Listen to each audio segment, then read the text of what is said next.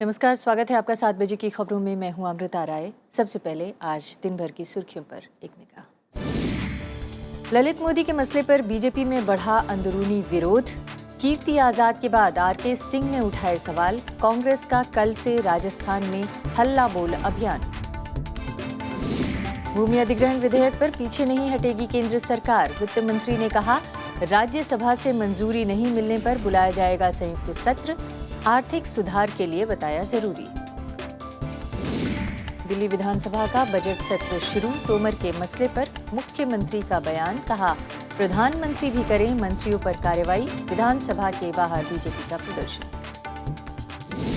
Ultimatum के बावजूद काम पर नहीं लौटे 15,000 रेजिडेंट डॉक्टर। लिखित आश्वासन की मांग। दिल्ली सरकार ने लगाया एस्मा। लखवी की रिहाई पर संयुक्त राष्ट्र में भारत को नहीं मिला चीन का साथ। पाकिस्तान के खिलाफ कार्रवाई की मांग से जुड़े प्रस्ताव का विरोध। और अब देखते हैं पहली खबर।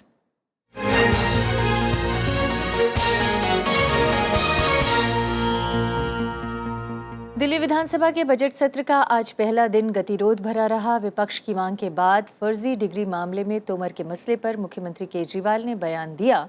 तोमर की आड़ में केजरीवाल ने प्रधानमंत्री से भी अपने मंत्रियों पर कार्रवाई करने की मांग भी कर डाली। बाद में बीजेपी ने आम आदमी पार्टी सरकार की कार्यशैली पर सवाल उठाते हुए विधानसभा के बाहर प्रदर्शन किया। मुझे धोखे में रखा गया, ऐसे ही लगता है कि उनके अपने मंत्री भी प्रधानमंत्री जी को धोखे में रख रहे हैं। इसलिए प्रधानमंत्री जी को जिन जिन मंत्रियों के ऊपर आरोप लग रहे हैं, जैसे सुषमा जी हैं, वसुंधरा राजे जी हैं, उन सबको मंत्रिमंडल से हटा और उनकी भी सबकी निष्पक्ष जांच करवाई जाए।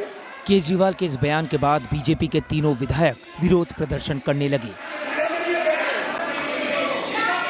बीजेपी विधायक ओपी शर्मा मुख्यमंत्री के सामने आकर नारेबाजी करने लगे। इसके बाद अध्यक्ष ने मार्शलों को बुलाकर उन्हें सदन से बाहर कर दिया। मैं मार्शल तुरंत बाहर करें, मार्शल तुरंत बाहर करें, लेकिन यार बाहर मार्शल। ओपी शर्मा को बाहर करने के बाद बीजेपी विधायक विरोध करते रहे और वेल में बैठ गए, जिसके बाद सदन की कार्यवाही को कुछ देर के लिए स्थगित कर दिया गया। सदन के बाहर भी बीजेपी ने आम आदमी पार्टी सरकार के खिलाफ विरोध प्रदर्शन किया। बीजेपी ने केजरीवाल पर वादा खिलाफी करने और दागी विधायकों को संरक्षण देने का आरोप लगाया। पुलिस ने प्रदर्शनकारियों को तितर-बितर करने के लिए पानी की बौछारें भी छोड़ी। आप लोग भ्रष्टाचार में संलिप्त, आपका मंत्री जेल में है, आप नैतिकता के आधार पर मुझसे आवाज नहीं निकाल रहे हैं। एमसीडी के कर्मचारियों की सैलरी नहीं मिल रही है, एमसीडी के वृद्धावस्था पेंशन और विडो पेंशन नहीं दी जा रही है बेचारों को 1 साल से, उनके साथ में अन्याय हो रहा है। तो केजरीवाल जो अपनी वादा खिलाफी कर रहे हैं, जो नारे देकर आए थे और आज उसका उल्टा कर रहे हैं। दोबारा सदन शुरू होने पर पटल पर 21 संसदीय सचिवों को पोस्ट ऑफ प्रॉफिट के बाहर करने के लिए सदन में प्रस्ताव रखा गया। इस प्रस्ताव के मुताबिक 21 संसदीय सचिव लाभ के पद से बाहर हो जाएंगे।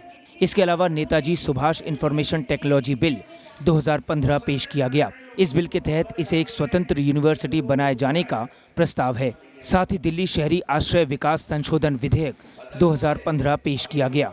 अन्नू दीवान के साथ प्रणव गोस्वामी, राज्यसभा टीवी। और हमारे साथ हमारी संवाददाता अनु दीवान हैं और इसके अलावा इस मुद्दे पर चर्चा करने के लिए जनसत्ता के संपादक ओम थानवी जी हैं। आपका स्वागत है। आपसे चर्चा की शुरुआत करें उससे पहले आज दिन भर की गतिविधियों पर बातचीत करते हैं अपनी संवाददाता से। अनु, आज दिन भर किस तरह की गहमागहमी विधानसभा के अंदर देखने को मिली? बिल्कुल अमृता, विधानसभा के अंदर ही विधानसभा के बाहर भी बीजेपी ने अपना विरोध प्रदर्शन जताया। विधानसभा का सत्र शुरू होने से पहले बीजेपी जहां बाहर प्रदर्शन कर रही थी, वहीं विधानसभा शुरू होते ही बीजेपी ने जितेंद्र तोमर का मुद्दा सामने उठा दिया और मांग रखी कि अरविंद केजरीवाल इसके खिलाफ सदन में बयान दे। अरविंद केजरीवाल ने अपने बयान में साफ तौर पर विधानसभा का मंच चुनकर प्रधानमंत्री नरेंद्र मोदी के मंत्रियों पर हमला बोला और उनको नसीहत भी दे दी कि जिस तरह वो धोखे में रहे हैं प्रधानमंत्री धोखे में ना रहे, इसलिए अपने मंत्रियों पर निष्पक्ष जांच कराएं। उन्होंने बकायदा नाम लेकर प्रधानमंत्री नरेंद्र मोदी के मंत्रियों पर हमला बोला। और यही नहीं, जहां पे इसके बाद विधानसभा में 3 बिल भी पेश हुए, जहां पे 21 संसदीय सचिव बिल जो पहले से ही काफी कंट्रोवर्शियल रहा है, क्योंकि इसकी शिकायत जो है वो राष्ट्रपति भवन तक पहुंची हुई है। तो बीजेपी ने आज ये जाहिर कर दिया है कि वो इस बिल के खिलाफ अपना विरोध प्रदर्शन कल भी विधानसभा में जारी रखेगी। जी, तो इसका मतलब कल भी इसी तरह की गर्मा गर्मी देखने को मिलेगी विधानसभा के अंदर। बिल्कुल अमृता, इस बिल को लेकर बीजेपी पहले से ही जो है अपना विरोध आती आई है। और 21 संसदीय सचिव का बिल जो है, जिस तरह कपिल मिश्रा ने अभी बोला कि ये कोई नया बिल नहीं है, उन्होंने इसे संशोधन किया है जिसमें 21 संसदीय सचिव बनाए जाएंगे, लेकिन उनको कोई लाभ नहीं मिलेगा। लेकिन बीजेपी ने कहा है कि ये सिर्फ एक तरीका है अपने बाकी के एमएलएस को किसी ना किसी तरह हर एक पोजीशन पर फिक्स करने का। तो बीजेपी का ये साफ तौर पर कहना है कि वो 21 संसदीय सचिव के बिल के खिलाफ है, जिसके खिलाफ कल वो विधानसभा में अपना प्रदर्शन जारी कर सकती है। बहुत बहुत धन्यवाद अनु दीवान हमसे बातचीत करने के लिए। थानवी साहब, अभी हमारे रिपोर्टर को आपने सुना और उससे पहले हमारी रिपोर्ट भी देखी। दिन भर की गतिविधियों पर भी आपकी निगाह जरूर रही होगी। क्या अरविंद केजरीवाल अपनी गलती को बड़प्पन के रूप में पेश कर रहे हैं और यहाँ तक कि प्रधानमंत्री को विधानसभा के मंच से नसीहत दे डाल रहे हैं? इसमें तो केजरीवाल जो हैं वो थोड़ा ज़्यादा होशियार बनने की कोशिश कर रहे हैं, क्योंकि जब ये विवाद सामने तोमर का उठा था तो केजरीवाल जैसे व्यक्ति से उम्मीद की जाती थी कि वो कागजों की धोखे में नहीं आएंगे। अब वो कहते हैं कि हमें धोखे में रखा गया, वो तो इतने बोले नहीं हैं और वो एक समिति बना करके उसकी जांच करवा सकते थे। और तब तक वो तो कहते हैं कि जांच हो रही है उनकी, और अंदरूनी लोकपाल से भी जांच की बात संभवतः सामने आई थी। उन सब चीज़ों का क्या हुआ? उनको क्या बिल्कुल अंदाज़ा नहीं था इन सब का? और अगर जांच हो भी रही है तो उसका नतीजा क्यों नहीं निकल के आ पा रहा है? नहीं, जिस तरह के आरोप थे फोर्जरी वगैरह के, तो उसकी जांच कोई एक व्यक्ति कर नहीं सकता। एक मतलब समिति हो, जो उसके जानकार लोग हों, उसकी चेष्टा उन्होंने की। उन्होंने कभी जाहिर नहीं किया, बल्कि जो सामने चीज़ें आती थी वो ये आती थी कि हमको नहीं लगता है और हमने जांच कर ली है और उन दस्तावेजों को हमने सही पाया है। और अब उनका कहना है कि एक बार अगर आप उन डिग्रीज को देख लें तो आपको आपको भी धोखा होगा, लगेगा असली हैं। तो वो जो इस तरह के रैकेट चलते हैं, वो डिग्रियां, वो मार्कशीट्स जो हैं वो असली होती हैं, वहीं से बन के आती हैं जहां से और लोगों को भी मिलती हैं। वो कैसे होता है, क्या होता है, इस बारे में अब तो मामला आगे बढ़ चुका है। अब तो मामला कोर्ट में और पुलिस में जा चुका है, उनके मंत्री जेल में हैं। लेकिन क्या आपको नहीं लगता है कि जिस तरह की नसीहत वो प्रधानमंत्री को दे रहे हैं, उस तरह की चीज़ें उनको खुद भी पालन करनी चाहिए? कम से कम अपने पार्टी से निलंबित ही कर दिया होता उनको। तो सही है। देखिए, प्रधानमंत्री को जो कह रहे हैं वो तो राजनीति में अब जो कि उन्होंने अपने मंत्री को हटा दिया है, तो प्रधानमंत्री पर भी जो है वो ये अपेक्षा जाहिर कर सकते हैं। लेकिन उनकी अपनी जो भूमिका जिसकी हम बात कर रहे हैं, उसमें मेरा मानना ये है कि शुरू में उन्होंने लापरवाही बरती। उनको जो है वो अलग करना चाहिए था और जांच जो है वो सामने रखते कि इस तरह की जांच थी, बजाय पक्ष लेने के। दूसरी बात आपने ठीक कहा कि उनको पार्टी से निकाले नहीं, लेकिन पार्टी से निलंबित तो किया जा सकता था, कि क्योंकि उससे जाहिर होता है कि आपका कोई मोह नहीं है अपने विधायक के प्रति या मंत्री के प्रति, या उस मंत्री के प्रति जो कि क्रिमिनल तरह के आरोपों में जिसके ऊपर आरोप हैं। तो वो जो एक न्याय का तकाजा था, उस वक्त जो है वो उन्होंने जिस तरह से पक्ष लिया, साथ दिया, उसे फजीयत भी हुई, मतलब उनको नुकसान हुआ। और ठीक है, हो सकता है कि उनको ये चीज़ एक बार की लगी हो, लेकिन लगना और बात है। और उस बारे में विधिवत जो जांच है वो किसने क्या की, वो चीज़ हमारे सामने कभी आई नहीं। यही कहते हैं कि देख करके दस्तावेज हमको लगता था ये दस्तावेज जेन्युइन है। नहीं, लेकिन उन्हीं की पार्टी के पुराने कुछ नेता तो ये सवाल उठा रहे हैं कि हमने तो पहले से ही इस तरफ आगाह किया था उन्हें, जैसे प्रशांत भूषण और उनके कुछ वरिष्ठ नेताओं की तरफ से इस तरह के बयान आ चुके हैं। ये बात तो है, उन्होंने और भी तोमर के मामले में किया था, नहीं कह सकते, लेकिन उन्होंने और 6 मामले थे जिसमें उनका कहना था कि जांच करें। और उस वक्त भी केजरीवाल का रवैया ये था कि नहीं, हमने अपने हिसाब से जांच कर ली है। तो कह नहीं सकते कि वो जांच आगे बढ़ती तो उन लोगों का क्या होता जिनको टिकट मिला है और आगे कभी चीज़ सामने आए, लेकिन उस बात के ऊपर उनकी बात मानने की बजाय जिस तरह से उनको पार्टी से अलग किया, तो उसमें फिर वो और रवैया अगर केजरीवाल ये मानते हैं कि उनके साथ धोखा हुआ, जो वो खुद कह रहे हैं कि हमारे साथ धोखा हुआ, अब आपके साथ ना हो इसलिए आप अपने मंत्रियों को हटाइए, अगर वो ये मानते हैं कि उनके साथ धोखा हुआ तो भी तो कम से कम कार्रवाई करनी चाहिए अपने नेता नहीं, पर केंद्र वाले मामले में तो धोखे की बात नहीं है। केंद्र वाले मामले में तो चीजें जो हैं वो साफ हैं, और जो उसके पात्र हैं और चरित्र हैं उन्होंने वो सारी बातें मान ली हैं। अब आने वाले वक्त में हो सकता है कि और दस्तावेज सामने आए, लेकिन जितना गुनाह है वो तो सामने जाहिर है। लेकिन इस मामले में तो बात जो है वो फर्जी दस्तावेजों की थी। अब वो जो दस्तावेज थे उन्होंने सिर्फ अपने स्तर पे घोषणा करना कि हमने जांच कर ली है, वो जांच कोई एजेंसी कर सकती है, जानकार लोग कर सकते हैं, वो उन्होंने नहीं करवाई थी। और दूसरी बात ये है कि उनसे मोह बना के रखा कि हमारा मंत्री है या विधायक है और इसके खिलाफ कार्रवाई करने से हमारी हेठी होगी, उसको पार्टी से निलंबित करना चाहिए था ताकि लगे कि ठीक है, उनको कोई मुश्किल भी नहीं थी। लेकिन विपक्ष जिस तरह से विरोध कर रहा है उसका विरोध कितना कारगर हो सकता है, और जिस तरह से आज विधानसभा के अंदर देखने को मिला कि मार्शल लगाकर विधायक को बाहर करना पड़ा, आगे विरोध और विधानसभा का अगला कुछ दिन किस तरह का गुजरने का आपको देखिए, इसमें तो भारतीय जनता पार्टी के विधायकों की दाद देनी चाहिए कि वो 3 लोग हैं, बल्कि कायदे से तो 2 ही मानना चाहिए, क्योंकि प्रधान जो हैं वो बहुत सक्रिय नहीं रहते हैं। तो वो जो ओम प्रकाश और विजेंद्र गुप्ता जो हैं, ये 2 ही लोग जो हैं, इन्होंने पूरी विधानसभा को एक तरह से कहा जाए तो अपने कंधों पर विपक्ष का पूरा भार संभाल रखा है। और उसमें जितना हल्ला है, ये तो उनका काम है वो करें, पर हल्ला करने वाले को निपटना भी एक सलीका होता है। और जो विधानसभा या लोकसभा के जो अध्यक्ष होते हैं, हम लोग अक्सर उम्मीद करते हैं कि उन्हें एक खास किस्म का धैर्य जो है वो चाहिए, और हमने पूरा अतीत में इस तरह से देखा है। लेकिन इतने विधायकों के बीच में और उस पार्टी का व्यक्ति अगर स्पीकर हो या अध्यक्ष हो, तो उसको ज़्यादा धीरज बरतना चाहिए। हर बार हल्ला तो वो लोग करेंगे और हर बार आप मार्शल से उनको बाहर निकलवाएंगे, जो कि आपके लिए आसान है, लेकिन इससे भी जो है वो फजीयत पार्टी की होगी कि देखिए जो कि ताकत आपके पास में है, क्योंकि आपके पास बाकी ताकत तो है ही, आपके पास 67 लोग हैं, लेकिन वो 2 लोग अगर शोर मचाएंगे तो और क्या करेंगे जब उनके पास 2 ही लोग हैं।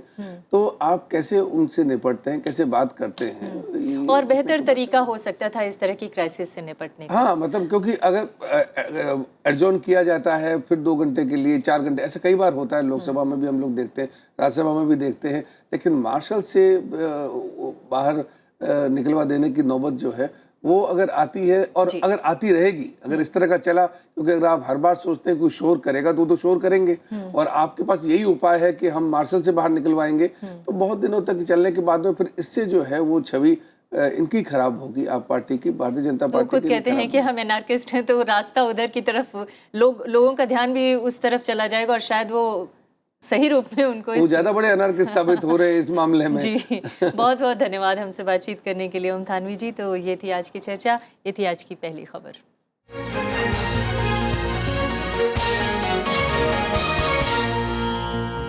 एक ब्रेक के लिए रुकेंगे, ब्रेक के बाद लौटेंगे तो दिखाएंगे 12 साल के दृष्टिहीन बच्चे का कमाल।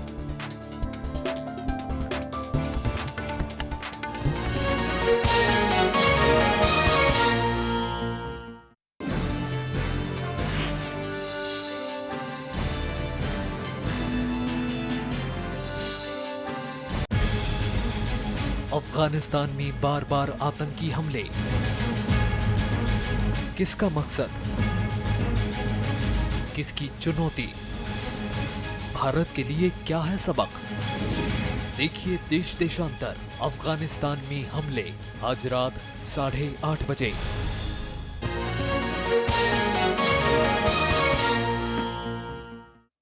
दिल्ली सरकार के अल्टीमेटम के बावजूद 15,000 डॉक्टर्स काम पर नहीं लौटे हैं, और इसके बाद दिल्ली सरकार ने उन पर एस्मा लगा दिया है। डॉक्टर्स सरकार से अपनी मांगों पर लिखित आश्वासन चाहते हैं। डॉक्टर्स और सरकार की तनातनी के बीच दिल्ली के अलग अलग अस्पतालों में मरीजों का खासा बुरा हाल रहा।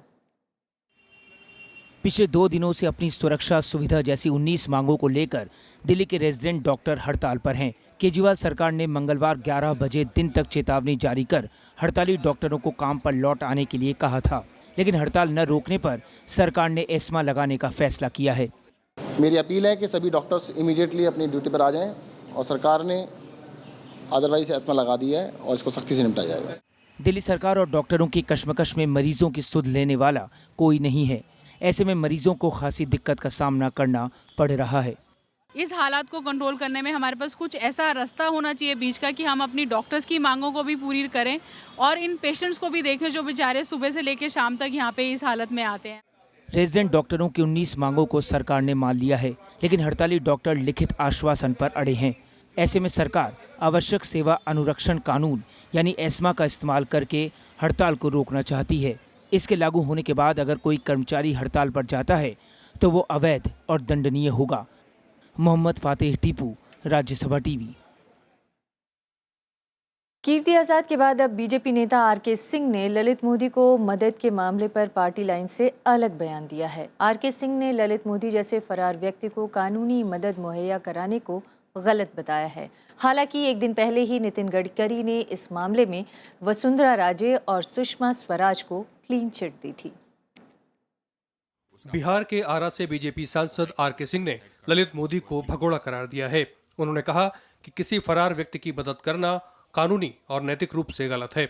आरके सिंह ने यह भी कहा कि सरकार को ललित मोदी को कानून का सामना करने के लिए वापस लाने की कोशिश करनी चाहिए। मेरा तो मानना है साफ कि वो भगोड़ा है, उसका पासपोर्ट रद्द हो गया, उसको हाई कोर्ट ने सेट असाइड कर दिया, उसको अपील होना चाहिए, उसको वापस लाना चाहिए। He should be made to face trial.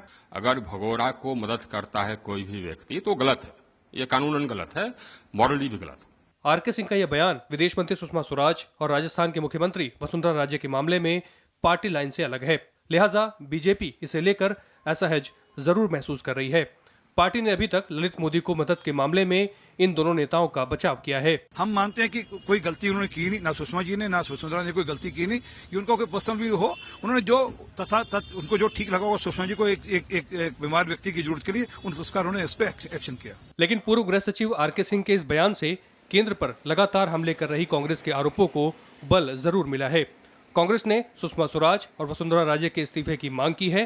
Congress ने इसके लिए बुधवार से हल्ला बोल अभियान चलाने का ऐलान किया है। भाजपा के सांसद ने कहा है, मैं समझता हूँ धीरे धीरे और लोग इस बात को बोलेंगे। अंततः भाजपा को सच्चाई को कबूल करना पड़ेगा और जो तथ्य सामने आए हैं उनके आधार पर कार्रवाई करनी पड़ेगी और मुख्यमंत्री जी का इस्तीफा लेना पड़ेगा। इस बीच राजस्थान सरकार की कैबिनेट ने वसुंधरा राजे को क्लीन चिट के लिए नितिन गडकरी के पक्ष में धन्यवाद प्रस्ताव पारित किया है। उधर वित्त मंत्री अरुण जेटली ने कहा कि वसुंधरा राजे के बेटे दुष्यंत सिंह और ललित मोदी के बीच 11 करोड़ रुपए से अधिक के लेन देन के मामले की जांच जारी रहेगी। विशाल दहिया, राज्यसभा टीवी। और इस बीच विदेशों में जमा कालेधन की जांच कर रही एसआईटी ने अब प्रवर्तन निदेशालय से ललित मोदी के मामले में हो रही जांच के बारे में रिपोर्ट मांगी है। आईपीएल के पूर्व कमिश्नर रहे ललित मोदी के खिलाफ मनी लॉन्ड्रिंग और वित्तीय गड़बड़ियों के धोखाधड़ी के कई आरोप लगे हैं। ईडी इन मामलों की जांच पहले ही कर रही है। हालांकि लंदन में निर्वासित जीवन बिता रहे ललित मोदी अपने ऊपर लगे सभी आरोपों को खारिज करते रहे हैं।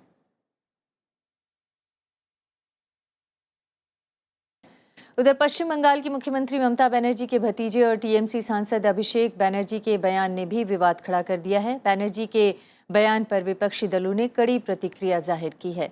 बीजेपी ने उनके खिलाफ मामला दर्ज करने की मांग की है। अभिषेक बनर्जी ने सोमवार को पश्चिम बंगाल के उत्तर 24 परगना जिले में एक सभा में विरोधियों के खिलाफ विवादित बयान दिया।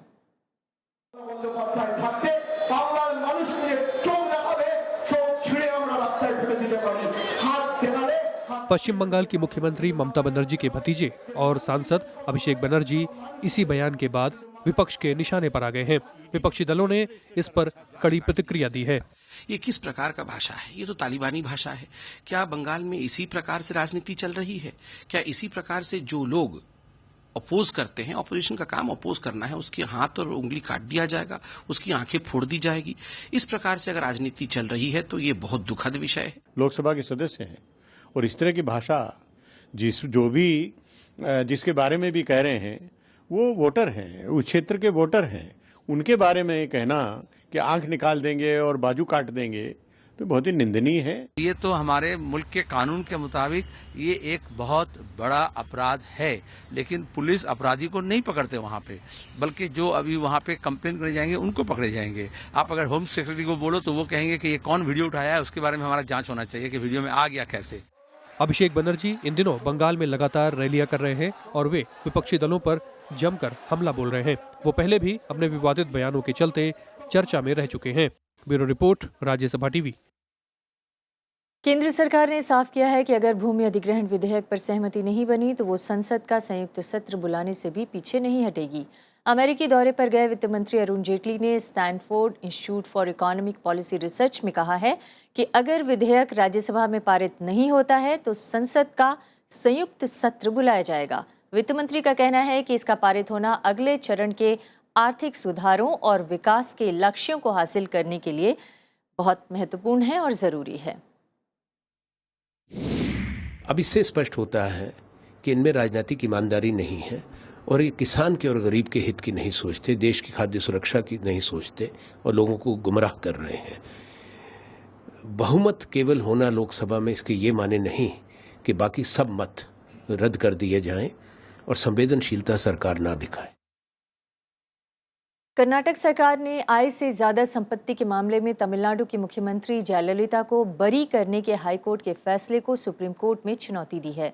याचिका में कहा गया है कि इस मामले में कर्नाटक सरकार को हाईकोर्ट में अपना पक्ष रखने का पर्याप्त मौका नहीं दिया गया। कर्नाटक सरकार का कहना है कि हाईकोर्ट ने जयललिता के संपत्ति के आकलन में गलती की। कर्नाटक हाईकोर्ट ने 11 मई को इस मामले में जयललिता को बरी करते हुए कहा था कि विशेष अदालत में जयललिता को दोषी करार देना त्रुटिपूर्ण और कानून सम्मत नहीं था। विशेष अदालत ने बीते साल सितंबर में जयललिता को भ्रष्टाचार का दोषी ठहराते हुए 4 साल की कारावास की सजा सुनाई थी।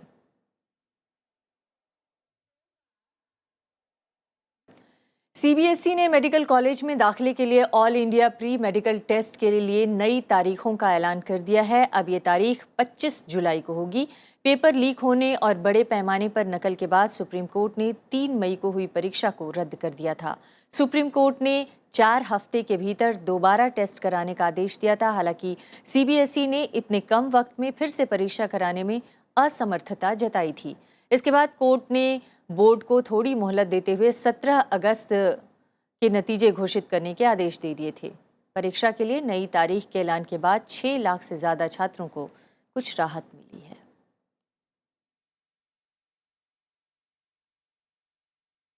मैगी नूडल्स विवाद के बाद केंद्र सरकार खाने पीने की चीज़ों में मिलावट को रोकने के लिए कानून में बदलाव करना चाहती है।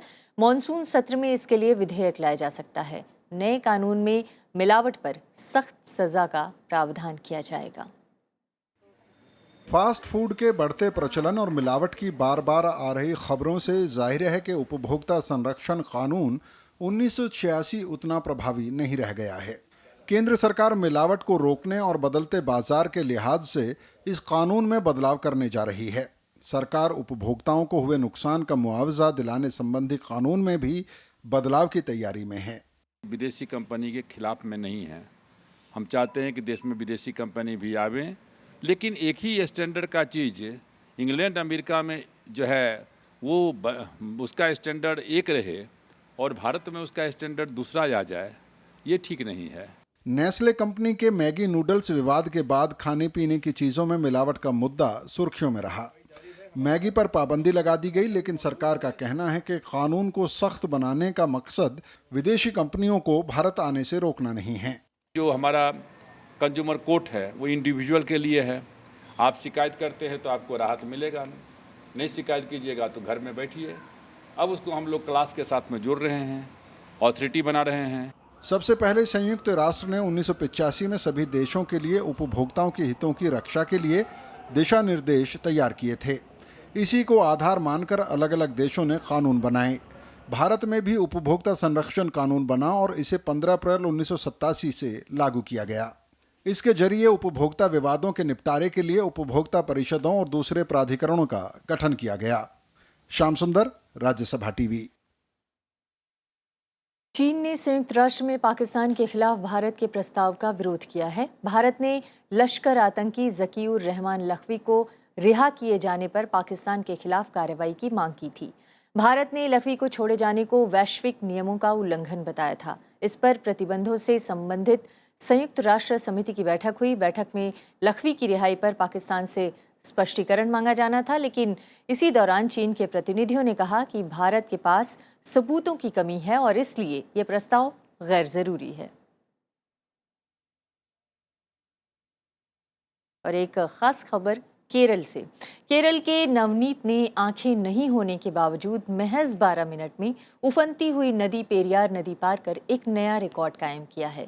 नवनीत ने दुनिया को दिखाया है कि दिल में कुछ करने का जज्बा हो तो शारीरिक अक्षमता भी उसमें आड़े नहीं आती। मॉनसून का मौसम है और पेरियार नदी उफान पर है, लेकिन अपने जज्बे के दम पर नवनीत ने महज 12 मिनट में इसे पार कर लिया। हालांकि ये रिकॉर्ड नहीं है, लेकिन नवनीत के साहस ने लोगों के लिए एक नई मिसाल पैदा की है।